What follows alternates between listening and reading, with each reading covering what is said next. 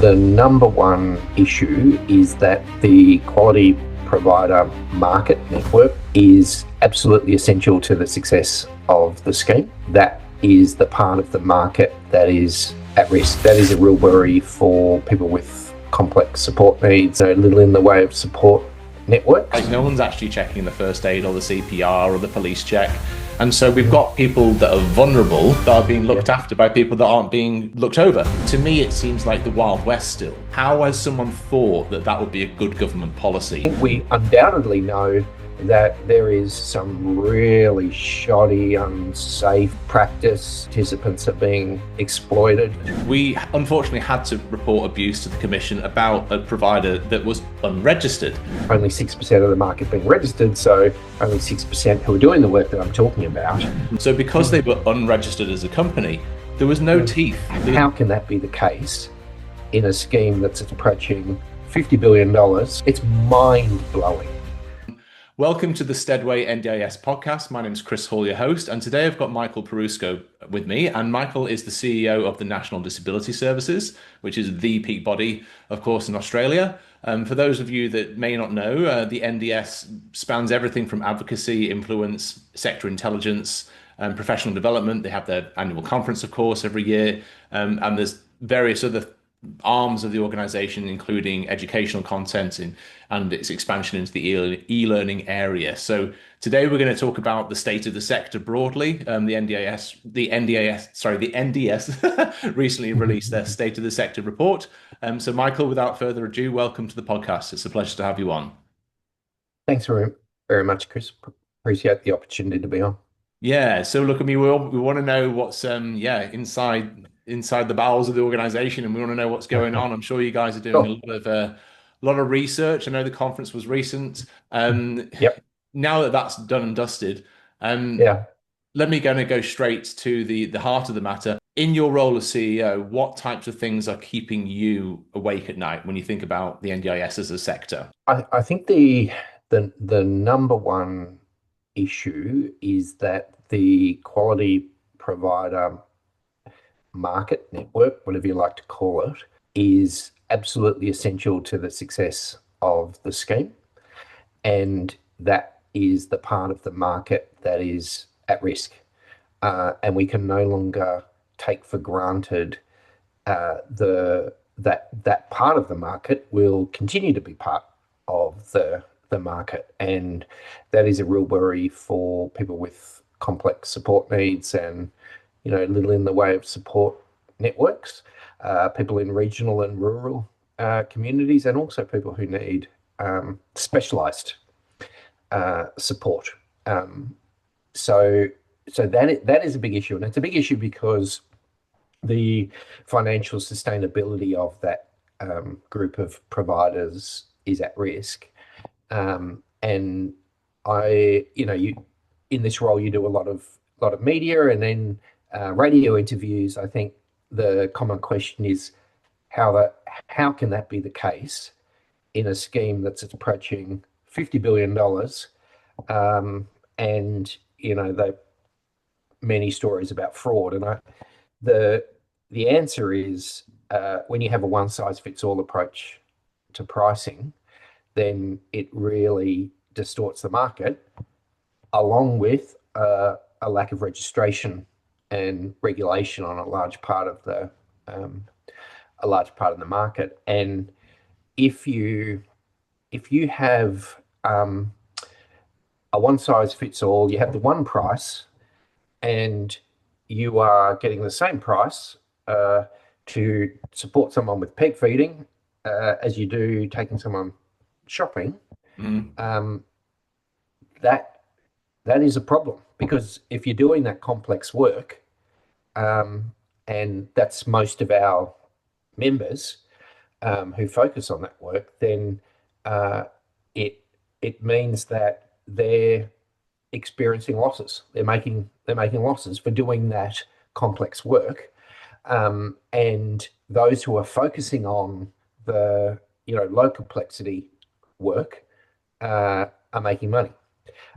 Particularly when they're unregistered, because then you have the overlay of the registration. So what we've seen is just year after year of pricing that doesn't actually represent what's required at that complex end of the market, Mm. um, along with only 6% of the market being registered, so only 6% who are doing the work that I'm talking about, Mhm. um, actually bearing those costs. And the final thing I'll say is it's not me saying this, it's the agency's independent pricing committee report that says this. They released that report Mm. in May or June this year, and it very clearly said that the one size fits all approach to pricing is not fit for purpose. Mhm. It is doing exactly what I said, and organizations are only, the quality providers are only keeping doing it because they're chewing through their cash reserves. Mm. And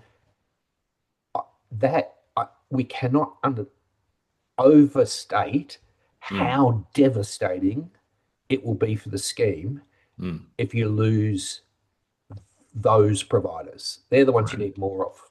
Correct. I mean, look, before my own business, I was a coach, so I, Mm, exposed to about 200 providers, and saw what the patterns were as well.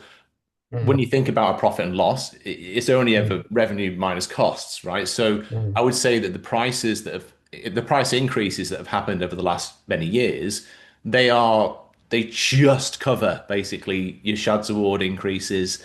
They maybe just about cover the superannuation 0.5% increases that happen every year, in recent years. But that's, roughly speaking, that's about it, right? The increasing cost that necessarily happens. Here's a small mm, analogy. Take Xero as an accounting system. It used to be mm. $200 a month. Right now it's $220 a month for a certain tier, Yeah, right? That's yeah, a huge increase. yeah, That's a 10% increase. But you ain't got that happening on, yeah. on the price side of things. Of No, course, there's differential of the market, but but I do but you think didn't there's get those three. increases. Yeah. Yeah, you didn't get those. You don't haven't seen those increases in therapy. You haven't seen those increases in No. support coordination though. So actually going Oh, backwards. I mean, don't even get me started on that. That's awful. I feel awful Right. for the causes out there in particular. But even for your Mm, regular core support providers, I guess my mm, general witnessing is that the cost is inflating beyond just superannuation and Shads mm. Award, and therefore the squeeze is occurring, right? Yeah. Yeah. There's definitely the unfairness of the market. It's an uneven market. So I think Mm, that when we say unregistered, I'd also like to go deep into the realm of also independent support workers. So let mm, me express a personal opinion. I want to see what you think about this. If I'm a provider, I'm a company, I'm registered, doing all of the quality stamps. I'm putting on the service where, hey, if Bobby calls in sick, don't worry, I'm putting on Sharon because I'm a mm, mm. company, right? I'm Yeah. kind of better, higher guarantee service delivery. But an independent can't do that. And also, there's no Yeah. independent oversight, right? No one's actually checking the first aid or the CPR or the police check. And so we've Mm, got people that are vulnerable that are being yeah. looked after by people that aren't being, looked over. And Mm, so why it's not fair that they can get mm, their $70 an hour, which is the mm. same that I can get as a registered provider. Like to me, it seems like the Wild West still, in terms of like Yeah, it is. how has someone thought that that would be a good government policy to allow the independents to get it all without doing Mm. bugger all? Yeah, yeah. No, no. I agree with everything except the bugger all. Because I I'm think being that facetious, but you get my I point, know, I know, right? I know, I know. I I know do, there's I do. lots of I totally agree. yeah, I totally agree. yeah, yeah. I think part of the problem is um, just on your last point about bugger all. We actually don't know. Well, we We don't know. don't. That's a The problem. problem is That's a we don't problem. know. Yeah, Yeah, and yeah. so but I think we undoubtedly know that there is some really shoddy, unsafe Hmm. practice. We know that participants are being exploited, and it's the most vulnerable participants that are being exploited. It is happening, I think, a lot in remote and very remote communities. So it is undoubtedly having a disproportionate impact on Indigenous participants. And it's something that, we have to see the oversight. There has to be oversight of all providers. I'm reticent to say registration because I'm not sure that's the Mm. right, as it is. I don't think that's the right.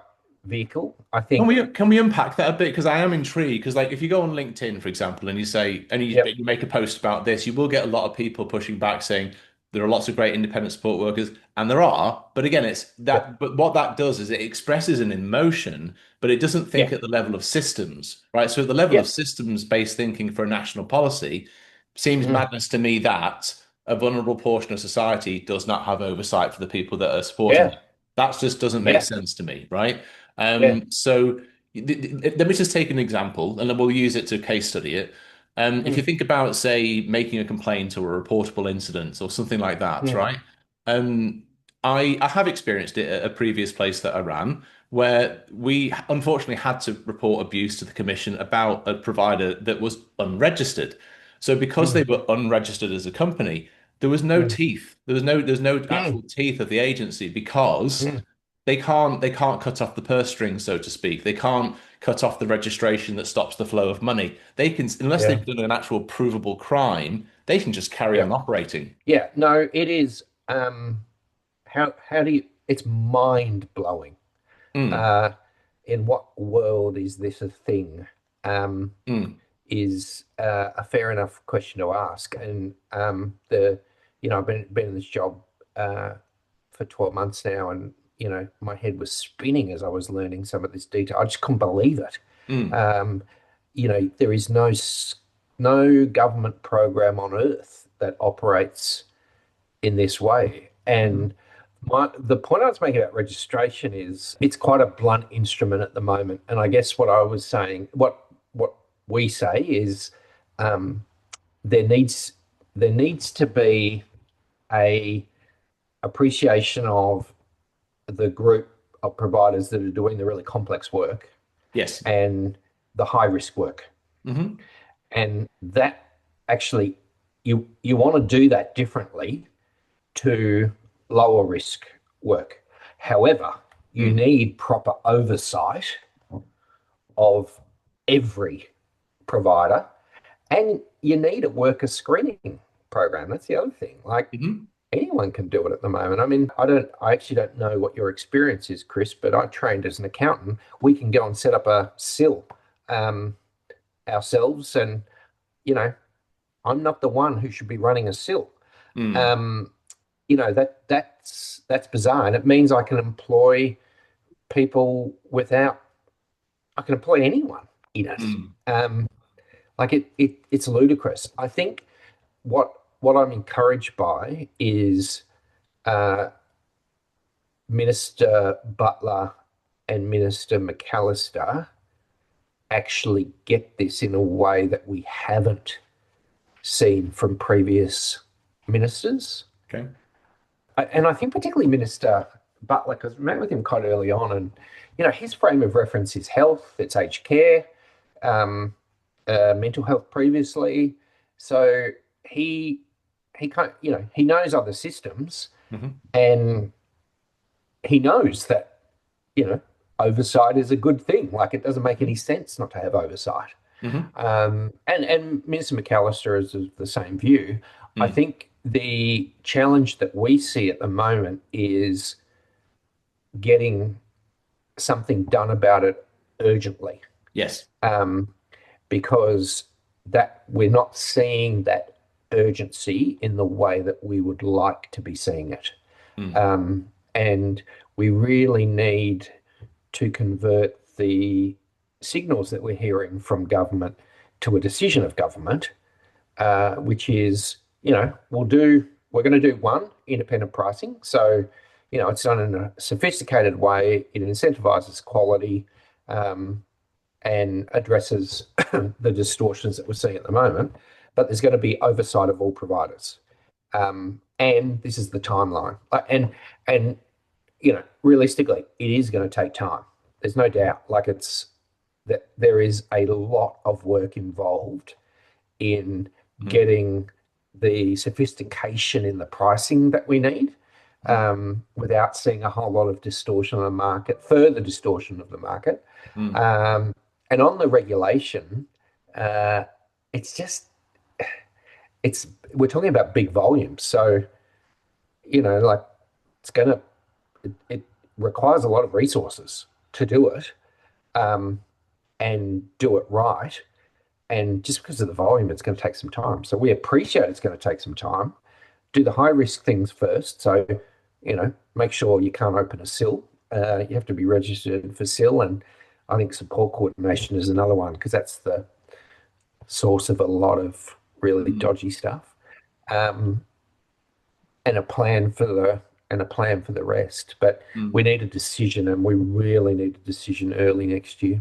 Mm. I mean, on the registration thing, like I would give a parallel to a software package. So if I'm buying the Mm, beginner, the intermediate, the pro version, in my mm. opinion, the independents maybe they continue to be part of it, but I don't think they should get the full price of what a company Oh gets. no, no, Right. no, no, So no. maybe they're the beginner, right? But you should become registered as a beginner level because actually, we're saying there's no teeth to the commission. Well, if someone lodges a complaint that's investigated that shows poor actions that lead to a Yep, removal of registration, well, then that yep, provider number for the beginner should be yep. removed and they shouldn't get paid Oh, invoices anymore. It's such most an certainly, most obvious certainly. thing. You know what I mean? A plan Yeah, manager shouldn't pay it. Of course, the agency wouldn't, but you get the point. And then the intermediates can be maybe what are your currently unregistered companies, and they get maybe a little bit more. But you, mm, you get the idea, and you work up the scale. yeah, But all yeah. It's levels, graduated. Yeah, you know what I mean? You graduate it. All levels yeah, should have the threat of the purse string being removed if they don't yeah, act ethically. yeah. And if you're operating in a very remote community, Hmm. for instance, there needs to be a pretty high bar that you know what you're doing and that you're a reputable operator. Like there are, or if you're providing really complex Mm, care, then there needs to be a really high bar. So, mm, um, and I think the proliferation of sole traders in the scheme, I don't think is something that anyone ever envisaged, and it actually it doesn't it doesn't make sense. I don't think it makes sense for people with disability, and I don't think it makes sense for value for money um, in the scheme. So it does need to be addressed. Yeah, it does. I mean, and then so if we had the beginner, intermediate, pro, so to speak, you talk about the Mm. complex providers.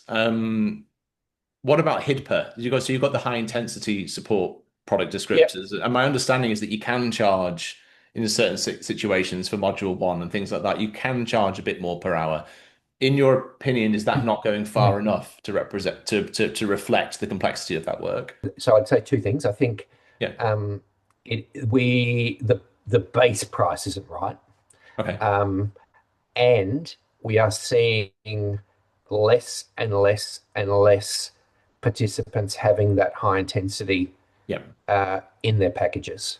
So they're not being assessed fairly, and the result is more financial pressure on the quality providers because they still have to provide the staff. They need to still employ the staff with the high skills and the experience and the knowledge to do the work, but they're not receiving the price to compensate for Mm, it. And I think this gets us into another area of the support needs assessment mm, and moving from the current model, which relies on the external assessments, but also um, on a workforce that is not equipped to make consistent decisions. Um, moving from that to a support needs assessment with the ICANN tool that you would hope, done well, leads to a much more consistent approach. And I think that's a really important reform that's coming up. It is. There's also a lot of concern from OTs and other allied health saying that you can't beat a functional capacity assessment as it is currently now. Yep. And, there's also the flips because when you say, the right qualified workforce, there is an argument to be made that actually that does already exist. And that it's in the form of an OT, for example, right? And they're doing a great job. The previous Yep. CEO of the NDIS admitted on camera saying that, oh, we don't have time to read these FCAs. That's Yep. not great, right? And so, I think there is a bit of understandable concern on that on the allied health professional side. And the ICANN Yep. tool, it's got a lot of could work but only if, like, only if, what about, for example, I don't think you can do these types of things on the phone or remotely. Like, Yeah. is the agency going to adequately equip itself to go out and do in-person assessments? Because I can tell you one thing from Mm, experience as a provider. mm, If I ask whoever my client is, how are you doing today? A lot of people will go, yeah, no, no, I'm good, I'm good, I'm good, I'm yeah. good. But they're not Yeah. good. They just fell on the No. floor half an hour ago and nearly broke the hip. Yeah. Like you've Yeah. got to witness someone in the home environment, right? Yeah. Yeah. Yeah. No, Over, no, no. over I time. I agree. I Mm, think what's been created, there actually there's not a government scheme in existence which has 700 and odd thousand participants mm, with bespoke plans. right. The the the level of complexity Mm, associated with that is beyond imaginable. It is it is almost it's so hard to get right. mm, And there has to be a different approach to the planning. And I think, given the nature of the scheme, it's never going to be mm. exactly what you want. But I think what we're seeing with the introduction of the support needs assessment, I honestly think it's better than what we've got at the Okay. moment, because the level of inconsistency Mm, uh, just it doesn't make any sense. It doesn't make any sense. yeah. Um, and you can have exactly the same participants in roughly the same geographical areas with the same needs, Mm, um, getting very different support. And I think that we have to address that. And I think we have to have a better workforce in the agency mm, that can do that work. Now, actually, that's an unfair term, better workforce. I think planners are doing the best that they can hmm. within the circumstances and the support that they've got. And I think we need to shift to another model. Let's segue into some of the other compliance sort of areas in the state of the sector, right? So if you think Yep. about, let's take NDIS worker checks, for example, and this links into Yep. registration, but, Yep. but let's imagine you're a registered provider, you're doing your NDIS worker check. One thing I've Mm, noticed from real mm, experience mm, is that when someone's NDIS worker check is no longer valid, there's mm, no notification procedure to the employer, mm, right? mm, So we mm, actually had a former employee that did something wrong and mm. it got taken away. And we logged on and Yeah. we went, wait a minute, where is Yeah. she? We registered her. Yeah. What the hell happened? He like got taken Yeah. away. It wasn't notified, all that kind of Yeah. stuff. And that to me, I come from an IT background, and you Yeah. Right. describe it as a workflow, right? So you're like, hello, Yeah. Yeah. event happens, Yeah. ding, Yeah. person committed a crime. But it might be nice if you notified the Yeah. person employing them to protect the vulnerable Yeah. person, right? Yeah. And there's also another thing that I discovered through experience of witnessing some examples in the industry. You know how we've got banning orders? Of course, you'll see the Mm. headlines, and there'll be, company gets sued, and that, Yeah. quite rightly, let's go after the people that are doing wrong.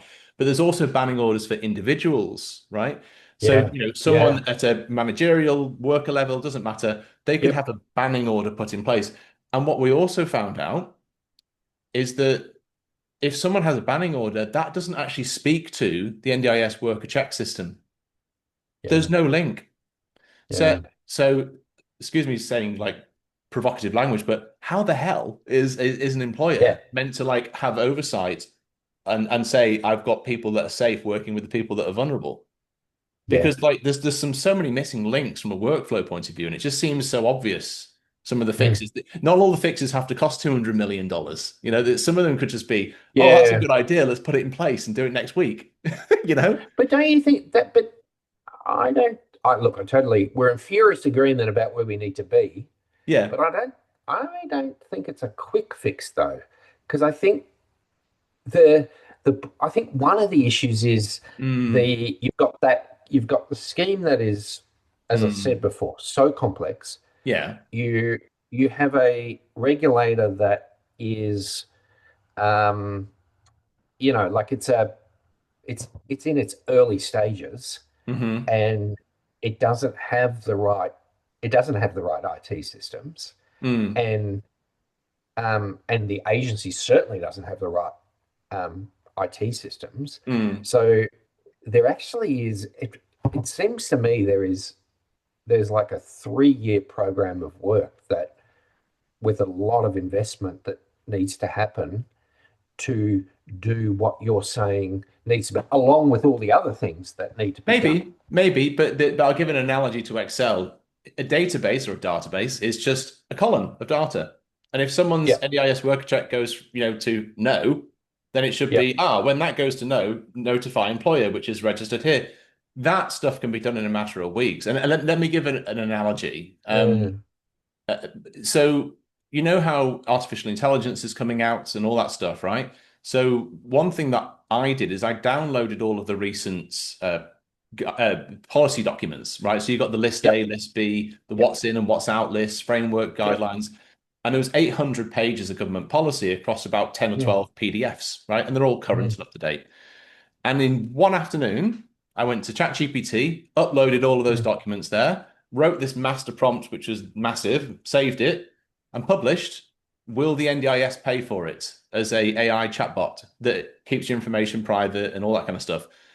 Just by using one's brain and just bloody doing it, that was Well, done in 4 hours, right? yeah, So all I'm saying is I feel like there needs to be a bit more innovative, let's get some stuff done. Like, let's actually do some quick win IT fixes that would right, operationally make a positive yeah, impact to protecting vulnerable people, but also the day-to-day logistics of businesses, right? Um, yeah, and I actually spoke to someone at the agency just this week about that, and they went, "Oh my right, God, that yeah, sounds amazing." I know yeah, that we couldn't do that so quickly internally because there would be lots of yeah, questions, and quite rightly, I get that yeah, sometimes there's a contrast between private industry rate of innovation yeah, versus the agency, and that's okay. But I'm only telling these stories because there are some real grassroots problems like worker checks and banning orders mm, that I think that I guess my point, Michael, is there's a microcosm of specific examples that if they were mm. fixed, it would actually make a really positive, huge impact. Um, I have started to think that with the scheme, mm, there are so many things that need to be addressed. mhm, And, um, you know, everywhere you turn, mhm, you can explore an issue, uh, and you would be, you could spend an enormous amount of time trying to address it. mhm, And, you spend your whole time working through mm, those. And, um, like say with the new CEO, Graham Head, I think the challenge for Graham is how do you create a system level response to stop that from occurring at this at the source. Um, and I think to do it right, I am kind of thinking it is going to take some time. And I think you're right. Governments do they are risk averse, and in some ways that's a positive thing, but it means things take longer. So if we know that getting that system level response, so you're not chasing down the individual issues, is going to take a bit of time. What are the interim things that need to be done that can address some of the critical issues but don't impact on the longer term solutions? I think that's the mm, approach that we need to take, mm, because there are a lot of quick fixes that you could put in place, but I'm not sure mm, you would get to the outcome that you need to get mm. to stop it happening all over again. Yeah, okay. I guess I just in my mind I love the 80/20 rule. What could you do for 20% effort for 80% Sure. impact, right? And Yep. I am technically minded. That I think Yeah. in Yeah. systems like that, that's the way my brain particularly works. And I know it's not the only issues out there. Um, what about support coordination? Like, I mean, look, you guys as the NDS, you walk a tightrope, don't you, between representing the industry, but also collaborating with government. So you've got to walk that middle path, don't you? Mhm. Um, I guess when it comes to listening genuinely to the concerns of the industry, but also, having a constructive relationship with the agency. How are you walking that tightrope right now when it comes to support coordination in particular, Yeah. and the lack of price increases? And it seems like there's lots of people exiting. Oh, we don't do that Yeah. anymore. But people are being left vulnerable. Like, is it quite a real impact? And there's mixed opinions on whether the navigator model is going to work. So it's kind of one of those Yeah. things where the grenade was sort of thrown in, it exploded, Yeah. and everyone was left shell shocked. Well, what Yeah. now, right? Yep. So Yep. how is the NDS walking that tightrope right now in respect to support coordination in particular? So I'd say a few things. I Yeah. think the central role of support coordination and the success or otherwise of the scheme is not fully appreciated Mm. in government. Okay. Um, and because it's a level of detail that sits above the kind of below the macro issues. Hmm. So that's one thing we are focused on, highlighting it. Um, what we're saying is the lack that there is a real issue there. It is the source of much exploitation and inappropriate use of funds. Um, and that's due to a variety of reasons, including that the lack of guardrails in the system have enabled that to occur. Um, Mm. and by having by keeping the price at the level for the last whatever years, Mm. you what the good ones are leaving, Yes. and they're not being replaced by those that you would want Good to be point. So it support actually can make it coordinators. worse, can't it? Because the good ones are Oh, like it is. Oh, it's sayonara, aren't undoubtedly, they? That's it. Good undoubtedly. So point. what we're saying to government is it is actually counterproductive to an Mm. anti-fraud, anti-exploitation Mm. approach. Like, if Hmm. you want to get better value for money out of the scheme, support coordinators are actually central to any strategy. And the challenge with um, navigators is it is not clear what navigators will do, and it's not clear what the timeline is. So that uncertainty, along with the pricing, is creating, I think, activity in the market that really makes it much more difficult to get value for money out of the scheme. And also, I think, makes the scheme less safe for participants. Can I add two things to that? Again, two quick fixes. Make it Go. Yep. mandatory registration. Like, again, Agreed. Agreed. crazy to Agreed. me. Like, Yep. anyone can just walk into it and go, Yep. "Oh, what's this Totally support agree. coordination business?" Yeah, okay, great. Yes. That So one I would register. do tomorrow. Yep. Awesome, great. I'm glad. I'd love to hear that. Yep. So mandatory registration, number one, tick. Number two, glaringly obvious, remove the conflict of interest to allow the same organization to feed itself by having support coordination and call supports or whatever else, Yep. basically self-referring, right? That's the most The only obvious. thing is, so I Yeah. don't disagree with that, Mm. but I think some of the most egregious examples Hmm. would not be addressed by that. Like, I think Okay. the the examples where you're just doing support coordination, you're Mm. doing it for a few participants.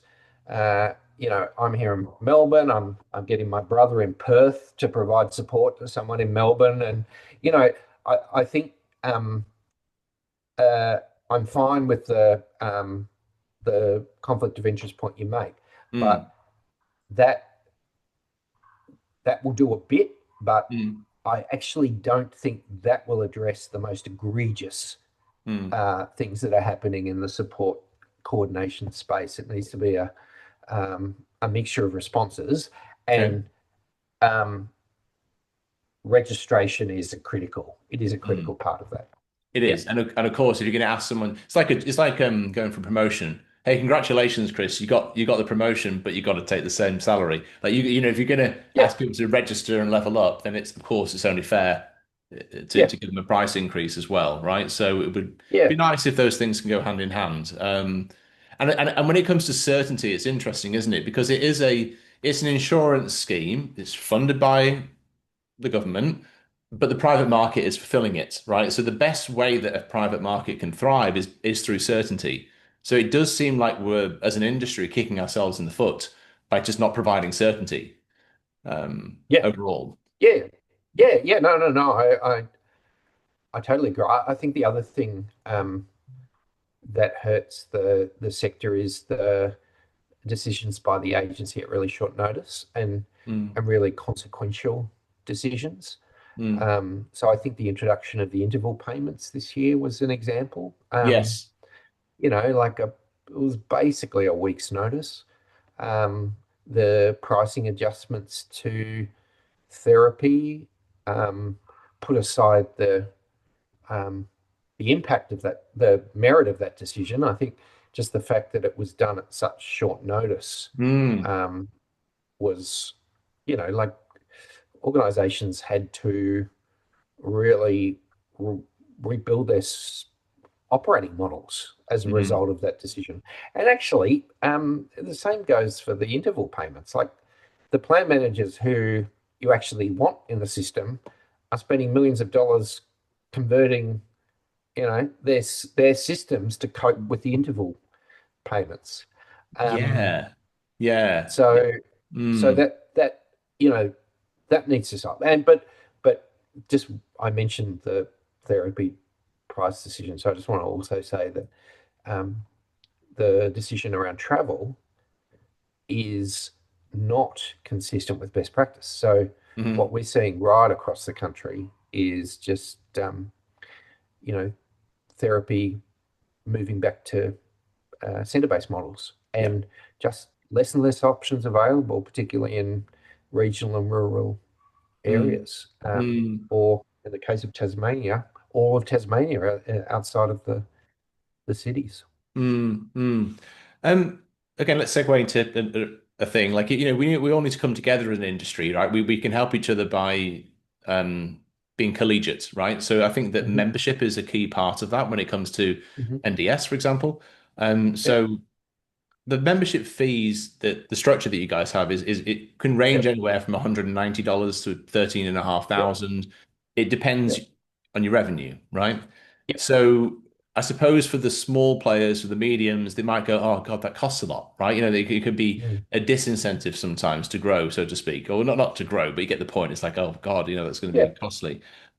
So from as one scales, I suppose you've got Mm. certain benefits that remain the Mm. same. And then there might be other benefits that scale accordingly as your business grows as well. Like what how does NDS delineate between the things that stay the same and the things that you get more of because sure your revenue's going up, but if your cost of membership's going up, well Yeah. what's the return? What are the proportional things that rise in terms of the return on that investment?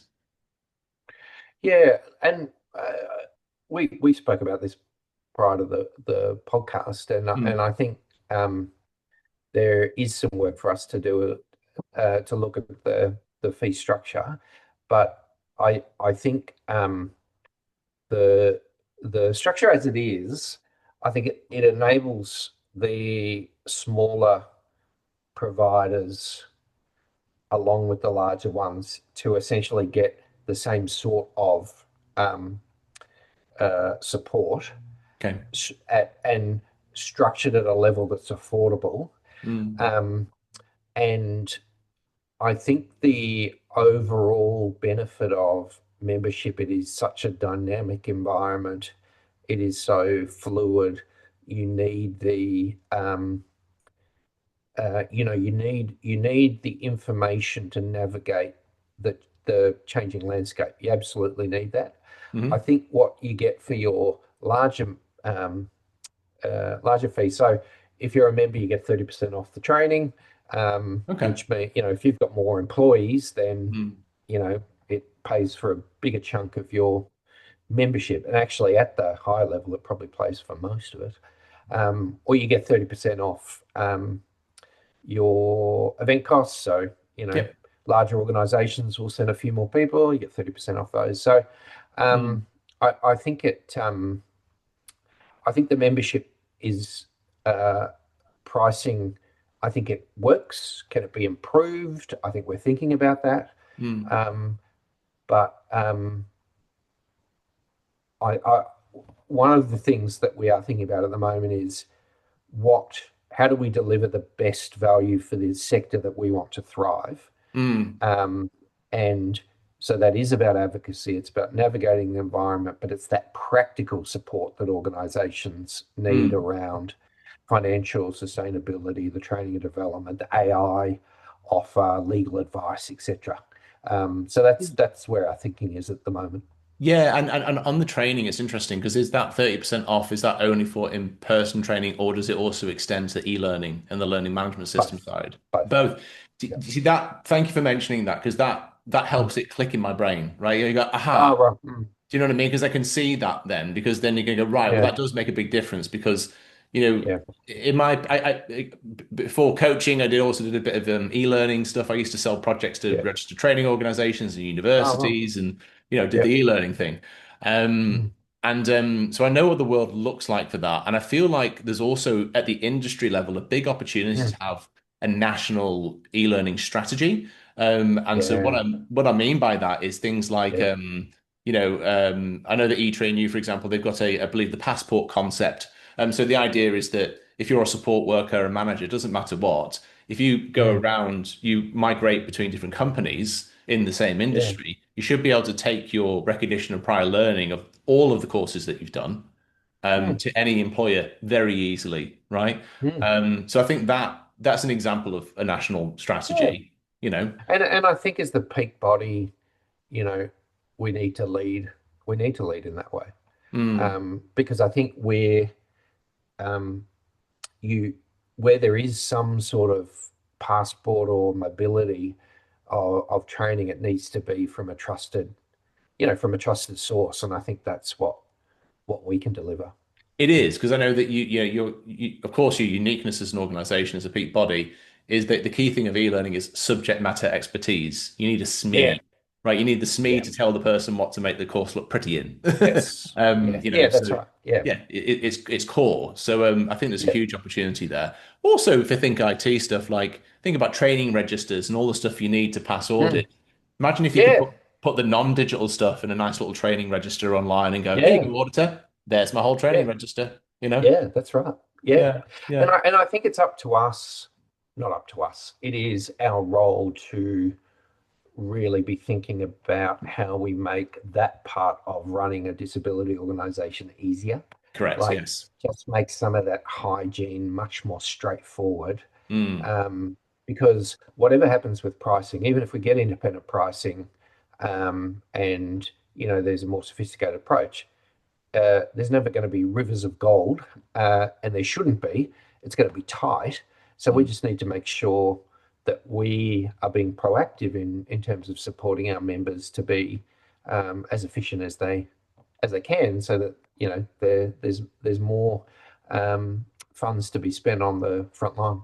Yeah, exactly. Exactly. Look, one final question, Michael. Yeah. In terms of workforce shortages, sorry, burnout, so recruitment, Mm. retention, that's become increasingly a problem at all levels in Yep. the industry.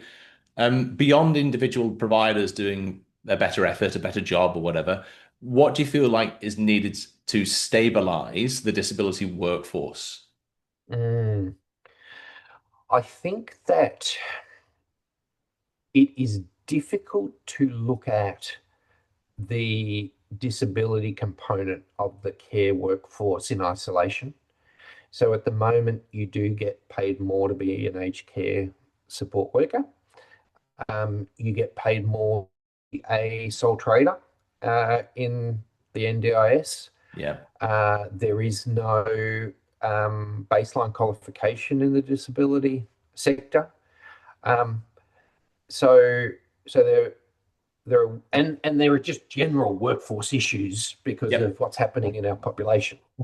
Um, I think in disability specific, I think bringing back the idea that you can have a career in disability, um, and that it is remunerated in the same way that it is in other sectors, Mm. and that it is a recognised profession, Mm. and that there is an expectation of baseline qualifications. I think all that's Mm. important and needs to be done. And it's also a very thorny issue. Like it's, the labour shortages generally in the Mhm. country in all sectors are pretty tough. And there's some macro levers that need to be pulled that will apply to all Mm. sectors. And immigration is a key Mm. part of that, which is Mm. likely to be a key political discussion in 2026. Mm. Brilliant, brilliant. Yeah, it all links. I mean, I suppose what I've gotten out of today's Mm. conversation is it's a rich spider web of connected dots. And actually, Mm. sometimes through these types of conversations, we go, "Oh yeah, wait a minute, hello, connect that one to there," and Mm. that kind of helps fix that. Mm. You can't Mm. do anything in isolation in the NDIS. You've got to really think at a systems level. So Yeah. thank you very much for your time today, Michael. It's been a real pleasure to unpack where the state of the sector is, and I'm sure you'd like to. Maybe one last plug for the State of the Sector Yeah. report. I think that's important to mention to people, Oh, isn't it? yeah. So each year we do the state of the sector, and it won't be a surprise that it's a much tougher operating environment for the reasons that I've outlined, and it really strengthens our advocacy agenda to have that data to back Mm, it up. yeah, brilliant, brilliant. Well, Yep. Michael, thank you so much again for your time today. Michael Pleasure, Perusco from Chris. the Pleasure. NDS, and yeah, Yep. we look Thanks forward for the to opportunity. having further conversations. Thank you for everything Yeah, you guys are great. doing. Yeah. Thank you. Okay, Cheers. thanks everyone.